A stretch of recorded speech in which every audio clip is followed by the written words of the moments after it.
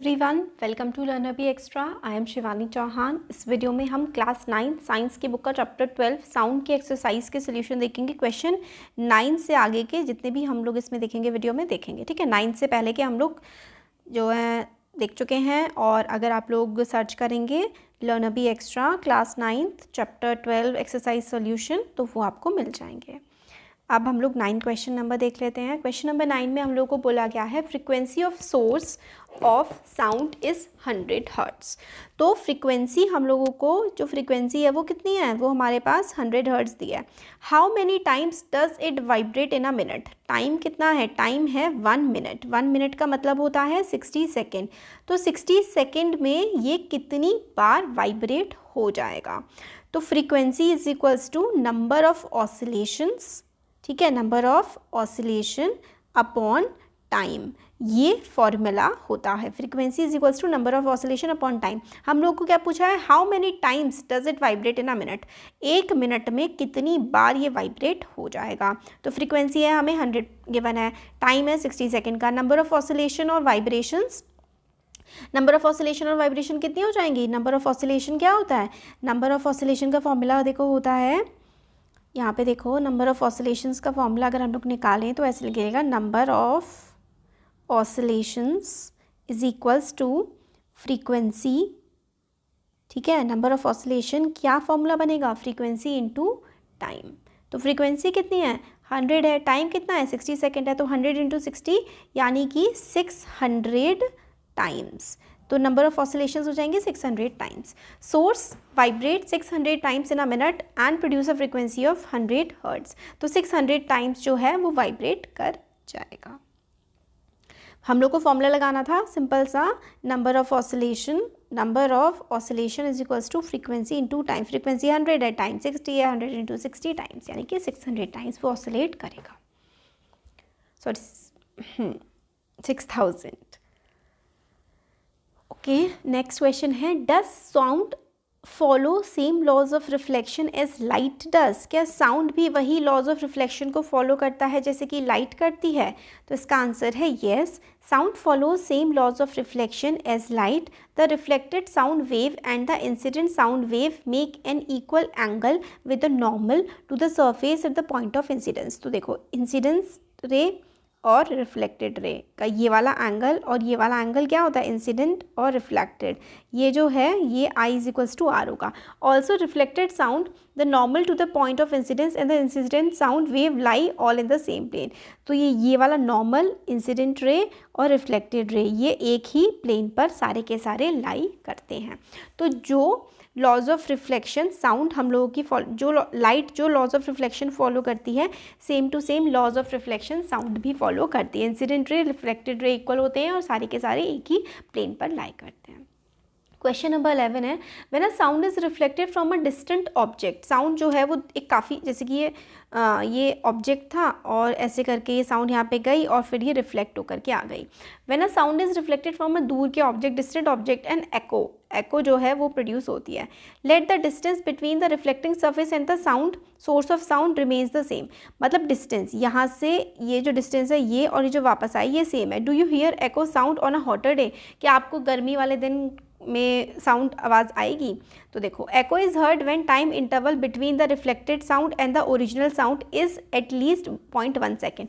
तो एको हमें कभी भी आती है किसी भी चीज़ की, एको होता है गूंज, जो हमें गूंज आवाज़ आती है, आवाज़ लौट के आती है।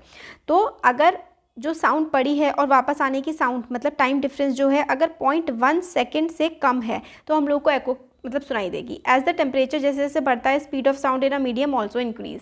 तो स्पीड ऑफ साउंड बढ़ जाती है जैसे जैसे टेम्परेचर बढ़ता है। On a hotter day the time interval between the reflected and the original sound will decrease and echo is Audible only if the time interval between reflected sound and original sound is greater than 0.1 second.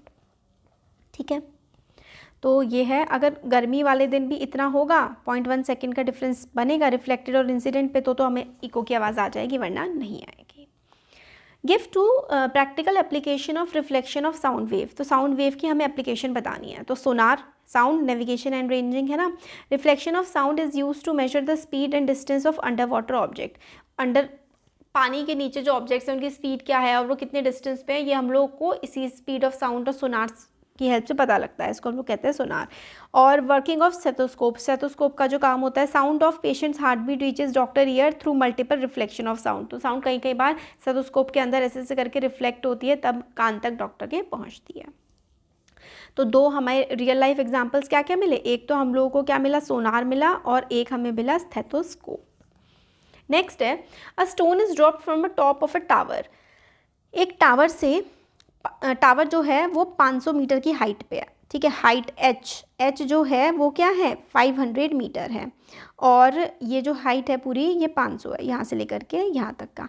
और आपने एक पत्थर फेंका और वो पानी में गिरा, पॉन्ड है उसके पास, पॉन्ड में जाकर के गिर गया, with a splash heard at the top.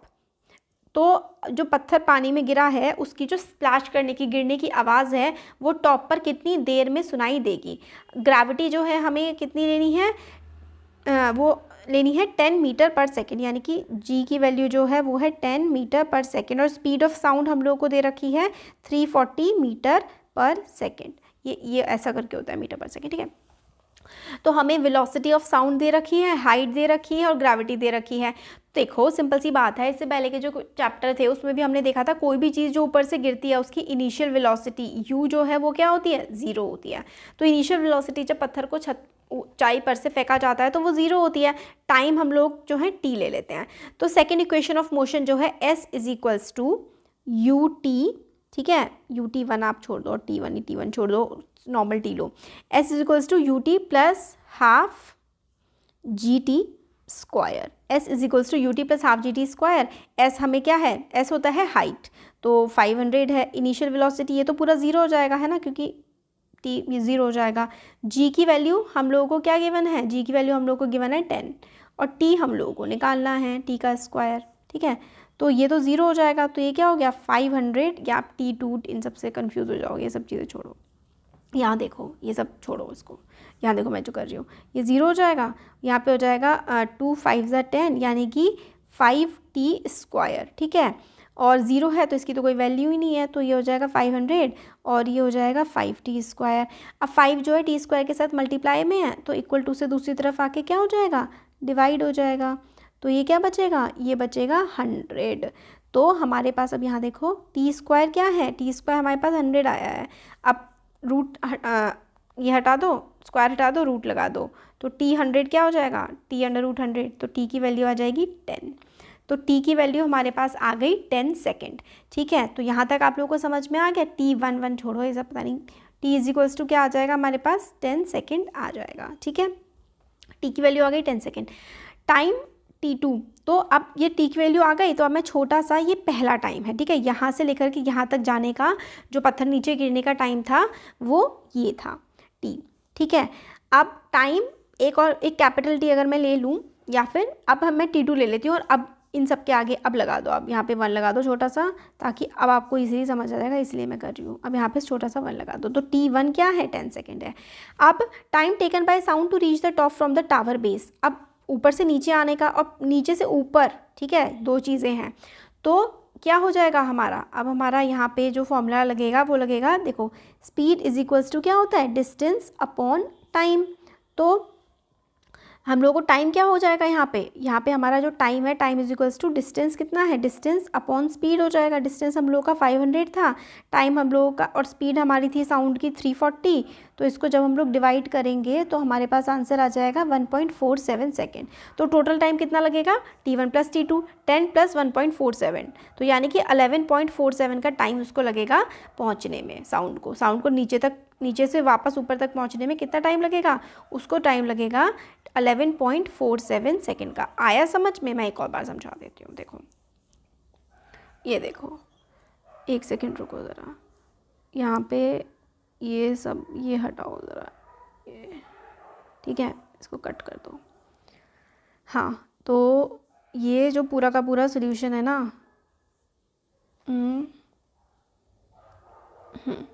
ठीक है, ये है हमारा सोल्यूशन।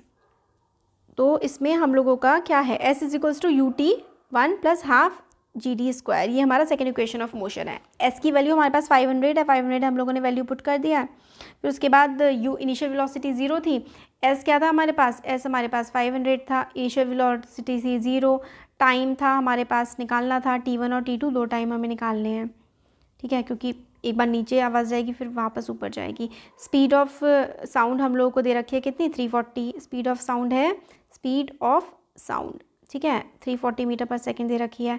तो हमारा T1 कैसे निकालेंगे, UT plus half GT square, U 0 है और G की वैल्यू जो है 50 है, तो 2 5 ज़ा 10, ये 5T स्क्वायर बचा। तो हमारे यहाँ पे जो T स्क्वायर है वो क्या हो जाएगा, अब ये 0 तो आप यहाँ से हटा ही दो, सिंपल सा है ना, क्योंकि 0 तो 0 ही होता है, उसको हटा दो।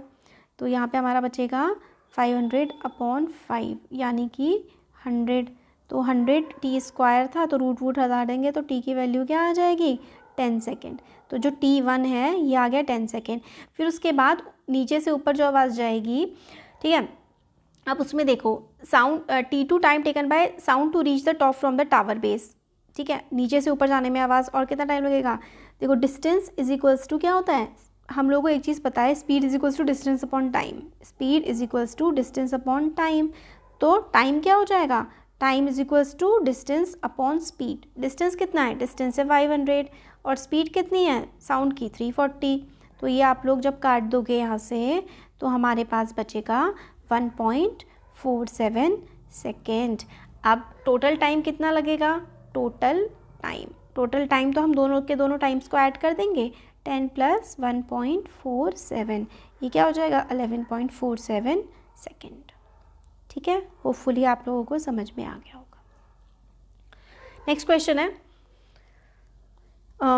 इसमें देखो क्वेश्चन नंबर 14 है, a sound wave travels at a speed of 339 metre per second. Sound wave की जो स्पीड है ना, स्पीड ऑफ साउंड वेव क्या है, स्पीड ऑफ साउंड है हमारी 339 metre per second. If it's wavelength होती है, ये स्पीड है, ठीक है, वेवलेंथ है हमारी 1.5 सेंटीमीटर, 1.5 सेंटीमीटर की वेवलेंथ है। What is the frequency of the wave, तो हमारी जो ये म्यू होती है ये क्या होगी, तो सिंपल सा हमारा फॉर्मूला होता है, speed of sound is equals to wavelength into frequency. तो हमें speed of sound is equals to wavelength into frequency निकालना है, ठीक है। तो हमारे पास क्या क्या गिवन है, हमारे पास हम लोग यहाँ पे वैल्यू रखें, स्पीड ऑफ साउंड हम लोग को गिवन है कितनी 339, ठीक है, वेवलेंथ हम लोग को गिवन है 1.5 और फ्रीक्वेंसी की वैल्यू निकालनी है। तो फ्रीक्वेंसी को क्या करेंगे हम लोग, ऐसे ही तो करेंगे, देखो अब अगर मैं इसको इधर करूँ तो ये हो जाएगा, ये देखो v इज इक्वल्स टू क्या हो जाएगा 339/1.5, यही तो हो जाएगा, पॉइंट हटाएंगे 0 बढ़ेगा, तो इधर क्या हो जाएगा, फ्रीक्वेंसी इज इक्वल्स टू 339 0/15, ठीक है, ये हो जाएगा। इसको इससे जब हम काटेंगे तो हमारे पास आंसर आ जाएगा 22600 हर्ट्ज़। तो बेसिकली ये फॉर्मूले में वैल्यूज पुट करनी है, और क्योंकि फ्रीक्वेंसी को अकेला छोड़ना था तो वेवलेंथ डिवाइड में जाती, तो डिवाइड में भेजी तो हमारी वेवलेंथ जो है लैम्डा क्या आ गया 22,600 हर्ट्ज़ हमारे पास वेवलेंथ आ गई। तो ये जो है ये हमारे ह्यूमन की जो फ्रीक्वेंसी से ऊपर है तो हमें आवाज़ इसकी नहीं आएगी, क्यों, क्योंकि हम तो 20 से लेकर के 20,000 हर्ट्ज़ तक ही सुन सकते हैं, ये है 22,600 हर्ट्ज़, तो हम इसको नहीं सुन पाएंगे। ये हो गया। क्वेश्चन नंबर 15 है, व्हाट इज़ रेवर्बरेशन। रेवर्बरेशन क्या होता है और इसको हम लोग कैसे कम कर सकते हैं। तो continuous multiple reflection of sound in a big enclose space is reverberation. तो इस तरीके से एनक्लोज स्पेस में लगातार अगर साउंड रिफ्लेक्ट होती जाती है उसको रेवर्बरेशन कहते हैं। It can be reduce by covering walls by ceiling of enclose space with the help of sound absorbing material such as loose woollen और फाइबर बोर्ड्स। तो आप इसको कैसे कम कर सकते हो, कुछ साउंड एब्जॉर्बिंग चीज़ों का इस्तेमाल करके, जैसे कि बोर्ड्स आते हैं या फिर वूलन वगैरह आते हैं, उससे इसको हम लोग रिड्यूस कर सकते हैं। Loudness of sound, what is loudness of sound, what factor does it depend on.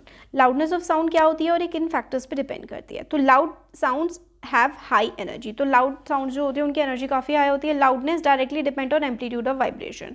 तो लाउड, इससे पहले भी हम लोगों ने देखा था इन टेक्स्ट क्वेश्चन में कि लाउडनेस जो है वो एम्पलीट्यूड जितना ज़्यादा होगा लाउडनेस उतनी ही ज़्यादा होगी।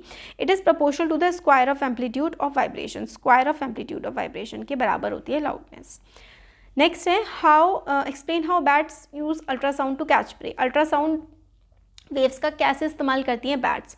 तो bats have the ability to produce high pitched ultrasonic squeak, बहुत तेज़ उनकी आवाज़ वो स्क्विक निकालती है। These squeaks get reflected by objects like preys and return to their years, this help bat to know how far prey is. तो वो बहुत ही अल्ट्रासाउंड वेव्स निकालती हैं, वो उनका जो प्रे होता है जिसको उन्हें मतलब उनका जो खाना होता है उस पर जा करके टकरा करके वापस आ जाती हैं बैट्स के कान पे वो आवाज़, तो बैट्स को पता लग जाता है कि उनका प्रे यानी कि उनका खाना कहाँ है। How is ultrasound use for cleaning, ultrasound waves का इस्तेमाल सफाई के लिए कैसे किया जाता है? तो objects that need to be cleaned are put in a cleaning solution and ultrasound waves are pass to the solution. तो ऑब्जेक्ट्स उनको साफ करना है, उनको क्लीनिंग सोल्यूशन में डालते हैं, अल्ट्रासाउंड वेव पास करवाते हैं। High frequency of ultrasound waves help in detecting the dirt from the object, और जो हाई मतलब अल्ट्रासाउंड वेव्स होती हैं वो जहाँ पे गंदगी होती है उसको डिटेक्ट कर लेते हैं और साफ़ कर देते हैं। एक्सप्लेन द वर्किंग ऑफ सोनार, सोनार किस तरीके से काम करता है ये हम लोगों को बताना है। और ये एक काम करते हैं 22, अब वीडियो भी बड़ा हो गया तो यहाँ से लेकर के देखो ये जो क्वेश्चन नंबर 19 है ना, 19 से लेकर के जो 22 तक वाला है वो हम लोग आगे नेक्स्ट वीडियो में देख लेंगे। अच्छा लगा है वीडियो तो ज़रूर चैनल को सब्सक्राइब करिए और शेयर करिए फ्रेंड्स के साथ। Thank you.